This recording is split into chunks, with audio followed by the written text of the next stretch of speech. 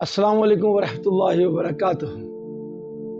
کیا آپ نے کبھی سوچا ہے کہ دنیا کی تمام تاریخیں ایک طرف اور اسلامی تاریخ ایک طرف کیوں؟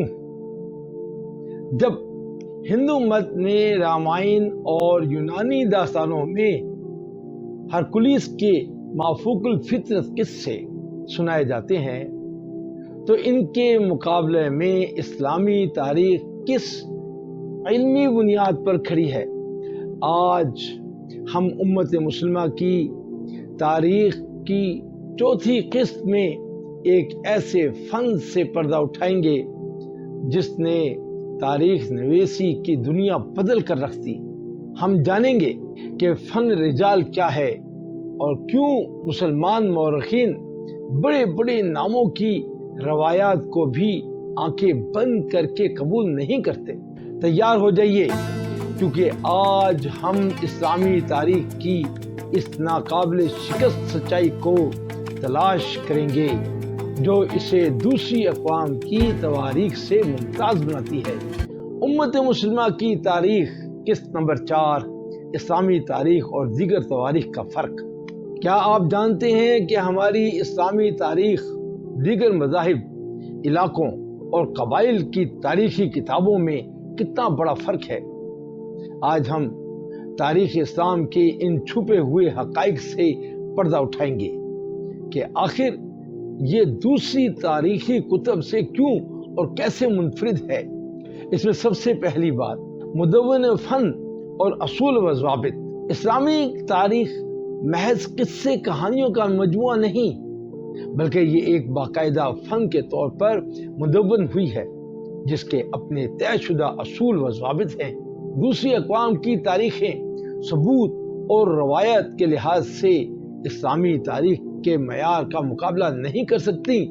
نمبر 2، اسناد و روایت کی اہمیت۔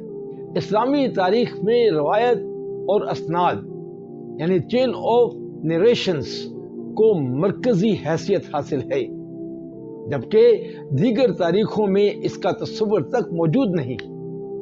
وہاں روایات کو قبول کرنے یا مسترد کرنے کا کوئی علمی اصول نہیں ہے، بلکہ اکثر اوقات بعض شخصیات سے اندھی عقیدت یا بے جا نفرت کو بنیاد بنا کر تاریخ لکھی گئی ہے۔ اور نمبر 3، فن رجال اور جانچ پڑتال۔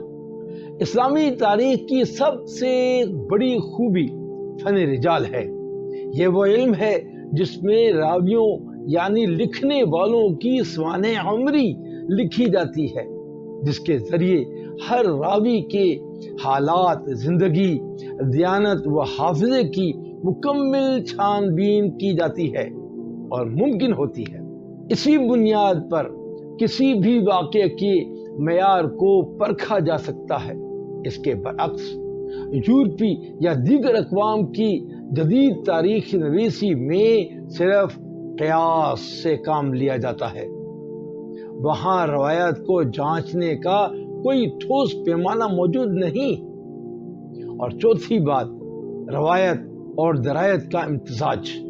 اسلامی تاریخ میں جہاں روایت یعنی نقل اہم ہے، وہاں درایت یعنی عقلی پرکھ کو بھی مد نظر رکھا جاتا ہے، یعنی کسی بھی واقعے کو عقلی بنیادوں پر بھی پرکھا جاتا ہے کہ آیا وہ فطرتاً ممکن ہے یا نہیں۔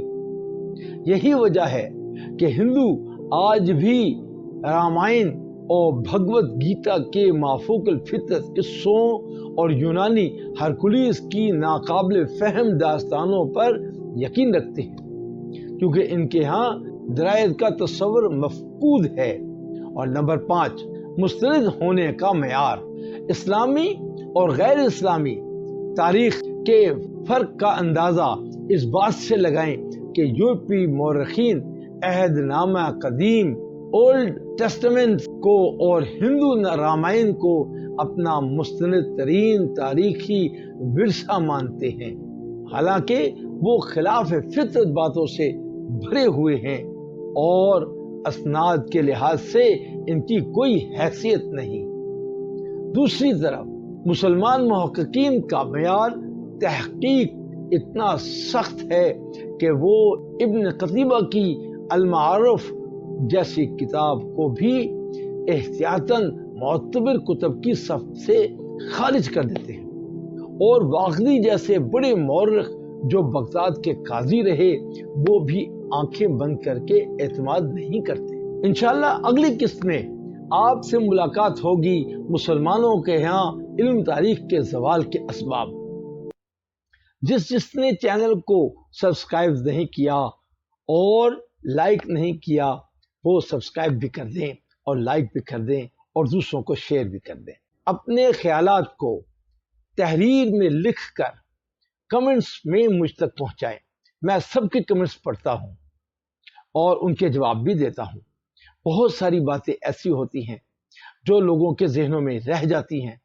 آپ سے درخواست ہے کہ اپنے ذہن کو صاف رکھیں اور علم کی بنیاد پر اپنے کمنٹس تحریر کریں۔ انشاءاللہ اگلی ویڈیو میں ملاقات ہوگی۔ السلام علیکم ورحمۃ اللہ وبرکاتہ۔